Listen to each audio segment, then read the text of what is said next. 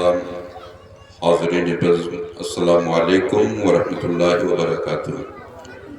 نحمدہ ونصلی علی رسولہ الکریم، اما بعد، اعوذ باللہ من الشیطان الرجیم، بسم اللہ الرحمن الرحیم۔ اقرأ باسم ربک الذی خلق، صدق اللہ العلی العظیم وصدق رسولہ النبی الامین الکریم، ونحن على ذلك لمن الشاہدین والشاکرین والحمدللہ رب العالمین۔ ادب کی اتھا گہرائیوں میں غوطہ ہو کر اپنے پیارے آقا کی مقدس بارگاہ میں ہدیہ درود پاک پیش کر لیں۔ اللہم صلی علی سیدنا و شفیعنا و مولانا محمد وبارک وسلم، صلاۃ و سلام علیکہ یا رسول اللہ صلی اللہ تعالیٰ علیہ وسلم۔ حضرات، پروگرام بالکل اخیر مرحلے سے گزر رہا ہے۔ آج کے اس حسین پروگرام کا اہتمام مدرسہ اسلامیہ دارالقرآن کے اس سرزمین پر انعقاد پذیر ہوا۔ آپ تمامی حضرات اور وہ لوگ جنہوں نے اس زمین کو اس دارالعلوم کے حوالے کی، وہ بھی بڑے خوش نصیب ہیں۔ اور آج وہ حضرات جو اس میں محنت کر کے، کوشش کر کے اس کو حاصل کیا اور پھر یہ دن دیکھنے کو ملا، آپ بھی قابل مبارکباد ہیں۔ کوششیں ہوتی رہتی ہیں، اللہ کا کرم جب ہوتا ہے تو مقصد میں تابناکی ملتی ہے، اور وقت سے پہلے کچھ نہیں ہوتا۔ ہزار کوششیں ہوں، رب کی مرضی نہیں ہو تو کچھ نہیں ہوتا۔ اللہ کی مشیت تھی، ابھی ہونا تھا۔ 84 سے سنا کہ یہ مسئلہ چلا اور بحمدہ تعالیٰ یہ 23 میں جا کر کے مکمل ہوا۔ اللہ تعالیٰ آپ سب کے اس عمل کو قبول فرمائے۔ وقت کی نزاکت ہے جو گوشوں کو طول نہیں دے سکتا۔ آپ تمامی حضرات قابل مبارکباد ہیں۔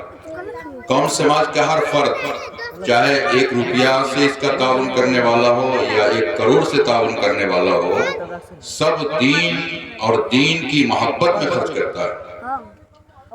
رب اپنے بندوں کے ان دل کی گہرائیوں کو دیکھتا ہے۔ اپنی حیثیت کے اعتبار سے کوئی دیتا ہے، اپنے بساط کے اعتبار سے دیتا ہے، اور عاشق وہ ہوتا ہے جو عشق و محبت کی بنیاد پہ دیتا ہے۔ زمانے رسالت میں جب سرکار نے کہا تھا صحابہ کی جرمت میں دین کے نام پر پیسوں کو خرچ کرنے کا ایک جذبہ پیش کیا تھا، تو اجلہ صحابہ اپنے مال کے اعتبار سے اپنے مال کی قربانی پیش کی۔ ایک غریب صحابی تھے، دلوں میں حوصلہ پیدا ہوا ہے، کاش میرے پاس اتنی صلاحیت نہیں، میرے پاس اتنے پیسے نہیں جو میں چندہ دے سکوں، لیکن حوصلہ دیکھیں اور دین کا رنگ کیا ہونا چاہیے۔ دین کا جذبہ کسے کہتے ہیں، دین کا پیار کیسا ہونا چاہیے۔ عاشق کے دل میں ایک شعور اٹھا، ایک کاش میرے پاس بھی ہوتا تو میں بھی دین کے نام پہ کچھ چندہ دیا ہوتا۔ ایک یہودی کے گھر پہنچا کہ بھائی میں غریب ہوں، مجھ کو اپنے کھجوروں کے باغ میں پانی پٹانے کے لیے مزدور رکھو۔ حوصلہ دین کے نام پہ دینے کا، پیسے نہیں ہیں، مال نہیں ہے۔ یہودی کے یہاں پہنچا، میں مسلمان ہوں، نبی کا کلمہ پڑھنے والا ہوں، دین کے نام پہ بڑے قربانی پیش کرنے والوں نے قربانیاں پیش کر دی، میرے دل میں بھی حوصلہ ہے، مزدوری کے لیے مجھ کو بحال کر لو۔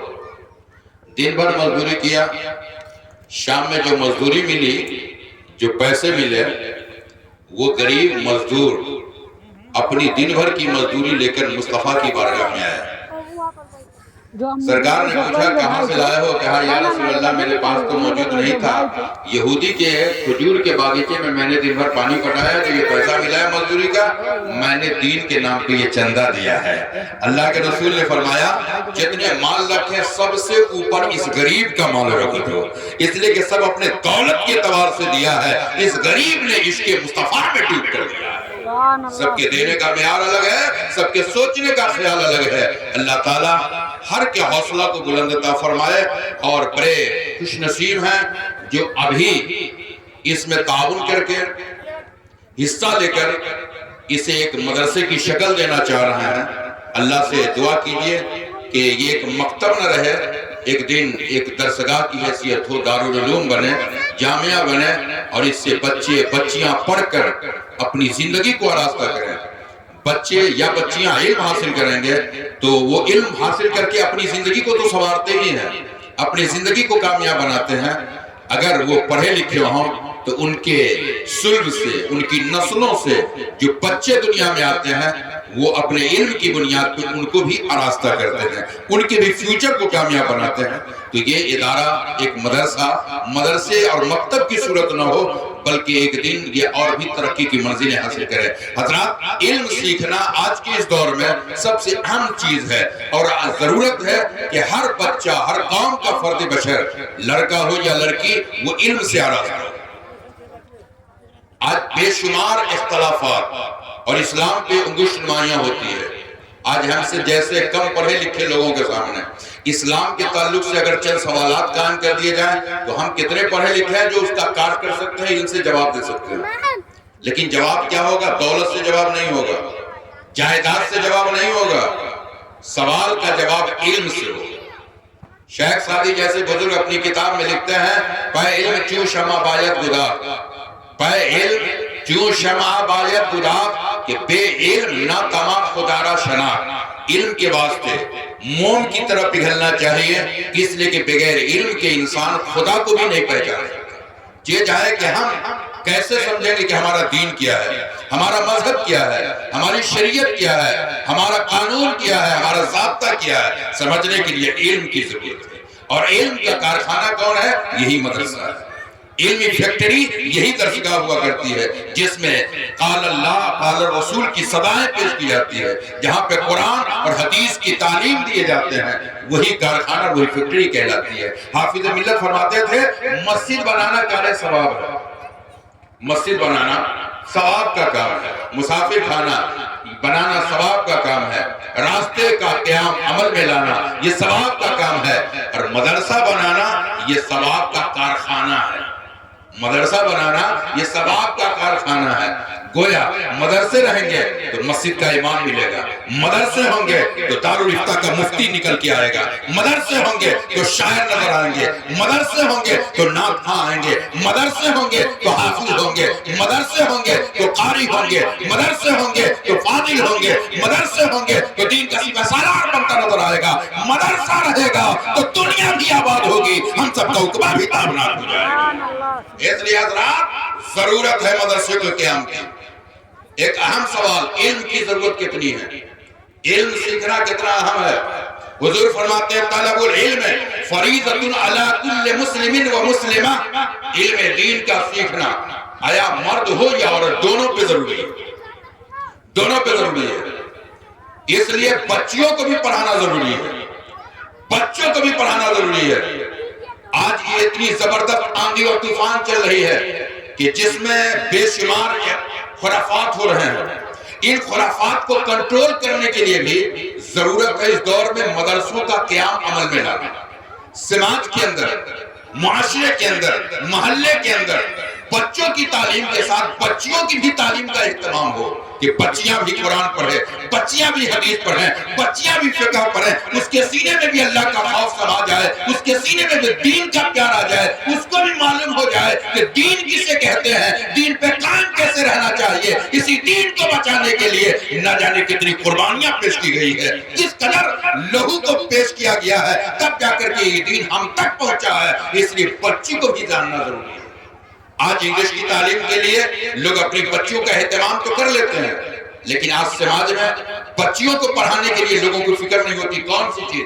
دین کی تعلیم، نماز کا شعور۔ کل تک مکتبوں میں دیکھا جاتا تھا، جگہ جگہ چھوٹے چھوٹے مدرسے ہوتے، مکتب ہوتے، اور اس میں بچیاں پڑھتی تھی۔ بچوں کے ساتھ بچیوں کو بھی اتنا پڑھایا جاتا تھا کہ قرآن تو قرآن کی سورتوں کو یاد کرایا جاتا تھا، چند سورتوں کو، آیت الکرسی، چاروں کل اور سورہ یاسین، یہ سب سورت کو یاد اس لیے کرایا جاتا تھا کہ بچیاں یہ باپ کے گھر سے جائے گی، اگر باپ قریب ہوگا اپنی بیٹی کو زیور نہ دے، سونے کا منگتی کا نہ دے، کوئی حرج کی بات نہیں ہے، لیکن بیٹی اگر قرآن پڑھی ہوگی، بیٹی اگر حدیث کی جانکار ہوگی، تو اسی کے کوکھ سے جنم لینے والا بچہ اس دنیا میں جب آئے گا تو یہ ماں بھی بنے گی، بیٹوں کو پیار بھی دے گی، بیٹوں کو دودھ بھی پلائے گی، وہیں پہ قرآن بھی سکھلائے گی، درود بھی سکھلائے گی، کلمہ بھی سکھلائے گی۔ دلائے گی اور اس کی زندگی کو آہستہ پر آہستہ کرتی رہے گی. لیکن آج حال کیا ہے بھائی؟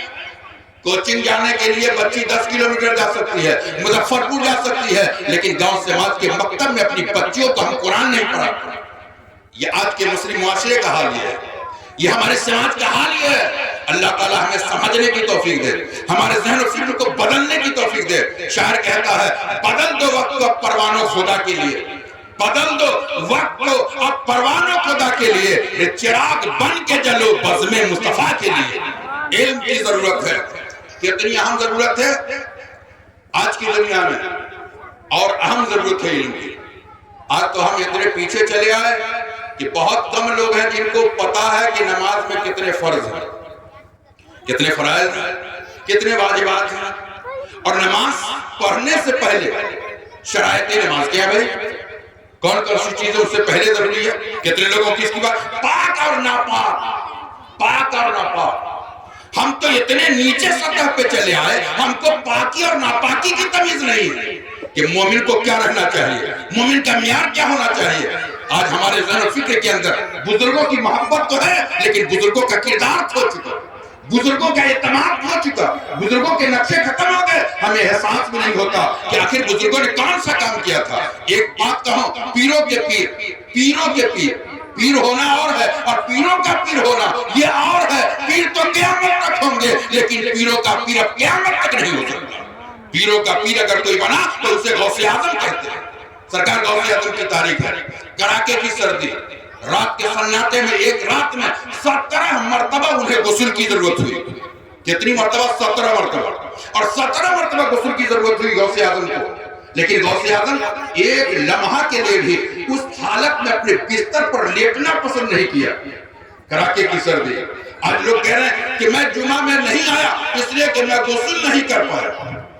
آج کے زمانے میں بھی جہاں گیزر لگا ہو, جہاں پانی گرم کرنے کا سامان موجود ہو, سمجھیانا جانا ہو, سسرال جانا ہو تو انتظام ہو سکتا ہے. مسجد میں جمعہ پڑھنا ہو تو ہمیں پریشانیاں لاحق ہو رہی ہے. اس کی وجہ, اس کا کارن یہی ہے کہ ہمارا ایمان پکڑا ہو چکا, ایمان کمزور ہو چکا. جب ہم ایمان کے پکے تھے تو ہم اپنی زندگی کو عشق و عرفان میں ڈال کے گزارتے تھے. ہم یہ نہیں دیکھتے کہ ہم تو اس بلاد کے قائل ہیں کہ حسین نے کربلا کی سرزمین پہ اپنا خاندان لٹا کر کے ہمیں اسلام پہنچایا. ہم کو تاریخ یاد کرنی چاہیے, ہم کو فکر ہونی چاہیے, ہمارا معراج ہونا چاہیے کہ ہم کون کون سے تعلق رکھتے ہیں, ہمارا مذہب کون سا مذہب ہے, ہماری شریعت کیسی شریعت ہے جس پہ زندگی گزارنا انسان کی زندگی کا کمال کہا جاتا ہے. لیکن آج ہم کہاں چلے گئے, ہماری فکر کتنی کھو چکی ہے. اس لیے حضرات غوث اعظم ایک رات میں 17 مرتبہ ایک لمحہ کے لیے بھی بستر پر نہیں سوئے, غسل کرتے رہے. لوگوں نے کہا حضور کڑاکے کی سردی ہے, آرام کرنا چاہیے, صبح غسل کر لیتے. آج مسلمان جب کورٹ جانا ہوتا ہے, کچہری اور بلاک جانا پڑتا ہے, ڈیوٹی جانی پڑتی ہے, تب یہ نہاتے ہیں. غوث اعظم نے ایک رات میں 17 مرتبہ غسل فرمایا.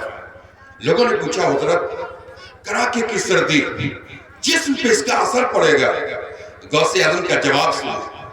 غوث اعظم فرماتے ہیں دیوانوں, کس کو پتا ہے کہ موت کب آئے گی, کس کو پتا کہ موت کب آئے گی. کوئی گارنٹی نہیں. کرونا کال گزرا ہے نا, کوئی ہاسپٹل میں, کوئی ایمبولینس میں, کوئی راستے میں, کوئی ٹرین میں, کوئی پلیٹ فارم پر لاشوں کے ڈھیر پڑے رہے. کون کہاں مرے گا.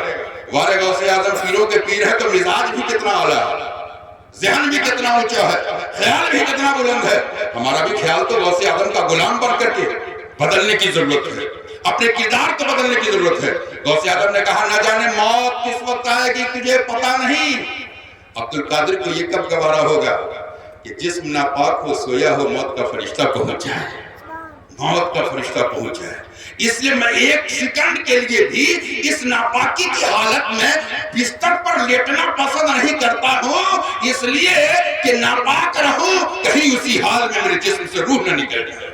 حضرات فکر کتنی ہے, خیال کتنا ہے. حضرات اللہ تعالی ہم سب کو بھی اپنے ذہن و فکر میں یہ ایمانی ذوق اور ایمانی جذبہ عطا فرمائے. نمبر 1 کہ مسلمان ہے تو پاک رہے, ہمیشہ پاک رہے, پاک رہنے کی کوشش کریں.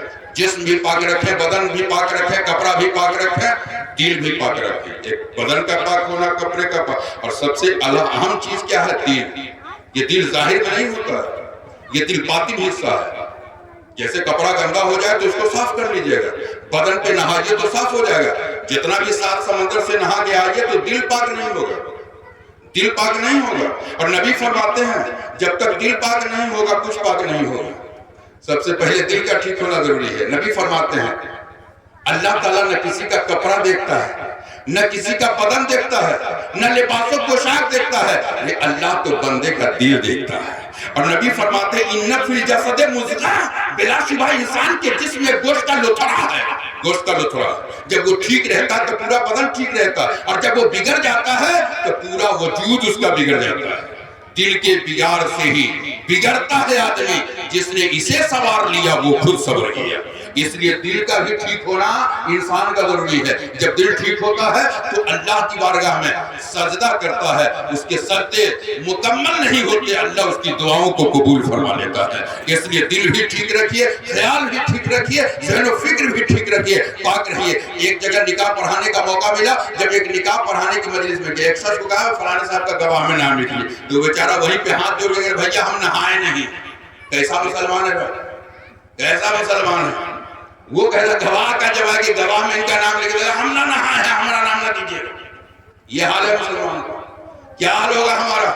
اس لیے حضرات پاک رہیے. بیان یہ کر رہا تھا علم کی اہم ضرورت ہے، پاکی کے لیے بھی علم کی ضرورت ہے، پاک رہنے کے لیے بھی علم کی ضرورت ہے. ہم کو کیسے پتا کہ کتنی چیز میں کہاں سے کہاں تک ناپاکی، اور کس صورت میں ہم ناپاک ہوتے ہیں اور کب ہم پاک ہو سکتے ہیں، اس کے لیے بھی علم کی ضرورت ہے. گویا بنیادی شے ہے طہارت، پاکی. علم کا آپ ایک حصہ اپنے اندر لائیں گے تو آپ کو پاکی بھی حاصل کرنا ہوگا. اس کے بعد پھر آپ عبادت شروع کریں گے. عبادت کے لیے بھی علم کی ضرورت. رکوع کیسے کرنا ہوگا، سجدہ کیسے کرنا ہوگا، سجدے میں کون کون اعضاء کو لگانا ہوگا، رکوع میں کتنا جھکنا ہوگا، سجدے کی کیا کیفیت ہوگی، ناک کی حیت کیا ہوگی، پیشانی کہاں لگے گی. یہ ساری چیزوں کا نچوڑ ہے علم. علم. اور جب تک علم نہیں ہوگا کوئی چیز ہمارے اندر تبدیلی نہیں آ سکتی ہے. اب ایک چیز، یہ زمانہ کون زمانہ تھا؟ حضرت امام اعظم کا زمانہ تھا. حضرت امام اعظم کا زمانہ تھا. ایک دہریہ ان کے زمانے میں اعتراض کیا کہ اس عالم کا خالق کون، کوئی ہے یا نہیں، یعنی دنیا کا خالق پیدا کرنے والا کوئی ہے یا نہیں ہے. ایک سوال. اس کا مزاج، اس کا خیال، اس کا کوئی خالق نہیں ہے. بہت چلی. اب اس سوال کا جواب دے گا کون؟ ہم جیسے لوگ کتنا جواب دے سکتے ہیں، کتنا کسی سے اس پہ بحث کر سکتے ہیں کہ اس عالم کا خالق کون ہے. اگر کوئی کہے نہیں ہے کتنا جواب دیجئے گا بھائی. لیکن والے امام اعظم، اللہ نے علم کا سمندر بنایا تھا. امام اعظم علم کا سمندر بنایا تھا. وہ حضرت امام اعظم ابو حنیفہ، ان کا زمانہ ہے. بات آئی اس بات پہ، وقت طے ہوا کہ مناظرہ ہوگا، اور مناظرے میں جو جیت جائے گا اسی کے دین کو لوگ قبول کریں گے. یہ چیلنج تھا. طے کیا گیا فلانی تاریخ میں فلانے وقت پہ مناظرہ ہوگا. حضرت امام اعظم ابو حنیفہ رحمۃ اللہ علیہ وقت مقررہ سے کچھ تاخیر پر پہنچے. مناظرہ میں کچھ تاخیر سے پہنچے، بیلم سے پہنچے. اب دیگر جو دہریوں نے، عیسائیوں نے جو انگشت نمائی کی تھی اور مسلمانوں کے علماء پہ انگشت نمائی تھی، ان لوگوں نے کہا یار تمہارے امام کہاں ہیں، تمہارے مولانا اب تک نہیں آئے، دیکھ لو. اب وہ میدان مناظرہ سے بھاگ رہے ہیں، وہ کنارہ کش ہو رہے ہیں. حضرت امام اعظم اسی اسنا میں پہنچے، کچھ تاخیر سے پہنچے، اور تاخیر بھی حکمت تھی، تاخیر بھی حکمت تھی. حضرت امام اعظم پہنچے، لوگ ٹوٹ پڑے، کہا آپ نے وقت دیا اور وقت سے آپ ہی لیٹ میں آئے، سب لوگ پہلے چلے آئے. جب یہ سوال ہوا تو امام اعظم نے کہا اگر اس سوال کا جواب میں یہ دوں، اس سوال کا جواب اگر میں یہ دوں کہ میں راستے سے آ رہا تھا، میں راستے سے بڑی تیزی سے آ رہا تھا اسی مناظرہ کے لیے، اچانک ایک دریا کے کنارے سے میرا گزر ہوا، میں نے دیکھا ایک درخت خود ہی کٹ گیا، میں نے دیکھا ایک درخت خود ہی کٹا، چیرا، تختے پار کیے گئے اور خود ہی خود وہ چوکی یا کرسی بن گئی. پھر میں نے اسی تختے کے کچھ حصوں کو دیکھا کہ کشتی بن گئی. یہ سنتے ہی تو لوگوں میں ایک کھلبلی مچ گئی. انہی کے بارے میں لوگ کہتے اتنے بڑے علامہ ہے، مولانا ہے، فقیہ ہے، امام ہے، اور یہ ایسی بھولی بھٹکی بات کرتے ہیں کہ دریا کے کنارے سے گزر رہا تھا، درخت کو دیکھا، خود ہی کٹ گیا، چرا بھی گیا، تختہ بھی پاٹ دیا گیا، اور پھر کرسی بھی بن گئی، چوکی بھی بنی، اور کشتی بھی بن گئی۔ امام اعظم نے کہا کیوں ہنس رہے ہو؟ کہاں سے اس لیے رہا ہوں کہ اتنے بڑے عالم ہو کر ایسی بھولی بھٹکی بات کرتے ہیں۔ کہا کہ کیا یہ ایسا نہیں ہو سکتا کہ درخت اپنے سے کٹ جائے؟ کہا ایسا ہو ہی نہیں سکتا، ایسا ہو ہی نہیں سکتا، یہ ممکن ہی نہیں ہے کہ درخت اپنے سے کٹ جائے، اپنے سے اس کا تختہ چرا جائے، اپنے سے کشتی بن جائے۔ امام اعظم نے کہا نادان، یہی تو سوال ہے، یہی تو سوال ہے کہ اس دنیا کا کوئی پیدا کرنے والا ہے یا نہیں؟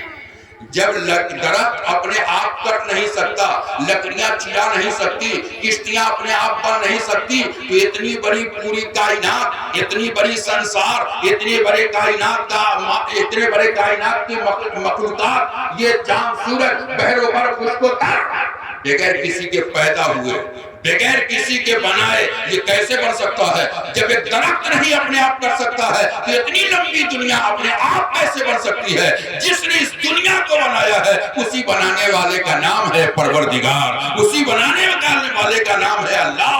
گویا حضرت امام اعظم نے اپنے علمی مباحثے کے ذریعے جب علم سے جواب دیا تو وہ دہریہ سر نیچے کر لیا، اور جب سر نیچے ہوا تو یہ بات پہلے ایگریمنٹ تھا کہ جو سوال کا جواب دے دے گا اسی کے دھرم کو قبول کیا جائے گا۔ نتیجہ کیا ہوا؟ اس سوال کا جواب امام اعظم نے دیا۔ وہ دہریہ قدموں پہ سر رکھا اور پکار کے کہتا ہے میں نے مان لیا جب نبی کا غلام امام اعظم اتنا علم والا ہے تو اس کے نبی کتنے علم والے ہوں گے؟ جب غلام اتنا اچھا ہے تو آقا کتنا اچھا ہوگا؟ کلمہ پڑھا اور ایمان کی دولت سے اپنے آپ کو مشرف فرما لیا ہے۔ اس لیے حضرات علم ضروری ہے، علم کو سیکھنا ضروری ہے، علم کا جاننا ضروری ہے، علم سے اپنے آپ کو آراستہ کرنا ضروری ہے۔ اسی علم مشن کو چلانے کے لیے جو سلسلہ چلا ہے ایک درسگاہ کے ذریعے، دارالعلوم کے ذریعے، مدرسہ کے ذریعے اور کسی جامعہ کے ذریعے وہ بچوں کو علم سکھلایا جاتا ہے، تعلیم سے آراستہ کیا جاتا ہے، دین کا جذبہ پیش کیا جاتا ہے، قرآن و حدیث کے مسائل سمجھائے جاتے ہیں اور بچوں کو علم سے اس کے سینہ کو منور کیا جاتا ہے۔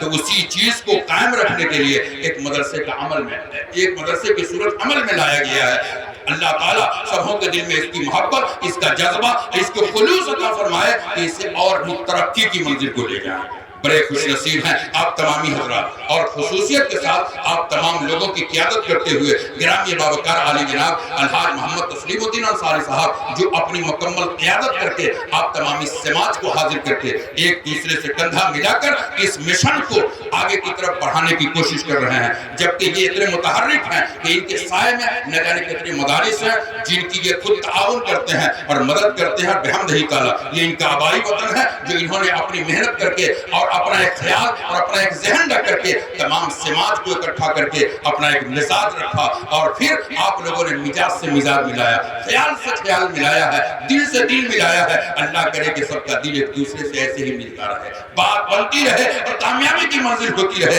حضرات جب کام کا وقت ہوتا ہے تو بات بات سے مل جاتی ہے، جب اچھا وقت ہوتا ہے تو خیال خیال سے مل جاتا ہے، جب شعور اچھا ہوتا ہے تو شعور کا مزاج اچھا ہو جاتا ہے، اور جب بگاڑ کا وقت ہوتا ہے تو یہی فکر بدل جاتی ہے، خیال بدل جاتا ہے، سوچ بدل جاتا ہے۔ ڈاکٹر اقبال لکھتے ہیں قوت فکر و عمل پہلے سے نہ ہوتی ہے جب کسی قوم کی شوکت پہ زوال آتا ہے۔ اللہ تعالیٰ ہمیں آپ کو اچھا سمجھ اور اچھی صلاحیت عطا فرمائے کہ ہم اس مشن کو چلانے کے لیے انت تک کوشش کریں۔ کبھی ہو سکتا ہے ضرورت پڑے کہ ہم سماج میں ہیں، اگر ہماری کوئی کسی قسم کی اگر کوئی کوتاہی ہو گئی، اگر کسی نے ہم سے مشورہ نہ لیا تو ہم دل ہی دل خفا نہ ہو جائیں، دل سے رنجیدہ نہ ہو کہ ہم کو نہیں پوچھا گیا، ہم سے نہیں مشورہ لیا گیا۔ یہ کبھی نہیں سوچے، بلکہ یہ دیکھیں ہو سکتا ہے بھول گئے ہوں گے، ہو سکتا ہے میری یاد نہیں آئی ہوگی، آپ خود قدم بڑھا کے چلے جائیں تاکہ آپ کے اس اچھے خلوص کا، اچھے اخلاق کا اللہ تعالیٰ بہتر صلہ عطا فرمائے گا۔ دین کا کام خلوص سے کرنا چاہیے، اخلاق کے ساتھ کرنا چاہیے، اور جب اخلاق اور خلوص کے ساتھ دین کا کام کیا ہوتا ہے تو بندہ محنت کرتا ہے، کامیابی پروردگار عطا فرماتا ہے۔ حضرات یہ چند باتیں تھی جو میں نے آپ کی بارگاہ محبت میں بڑی تیزی کے ساتھ آپ کی بارگاہ محبت میں عرض کرنے کی سعادت حاصل کی۔ اللہ رب العزت کی بارگاہ میں دعائیں خاص ہے کہ مولا تعالیٰ اس پاک محفل کو قبول فرمائے اور اس زمین پہ رحمت و نور کی بارش عطا فرمائے، اور اس مشن کو چلانے کے لیے تمام لوگوں کو متحد ہو کر متفق ہو کر اس سے حوصلہ بلند کر کے اس کو آگے بڑھانے کی اچھی توفیق عطا فرمائے. آمین یا رب العالمین. وآخر دعوانا ان الحمدللہ رب العالمین. ادب کے ساتھ کھڑے ہو جائیے اور صلاۃ و سلام کرنا.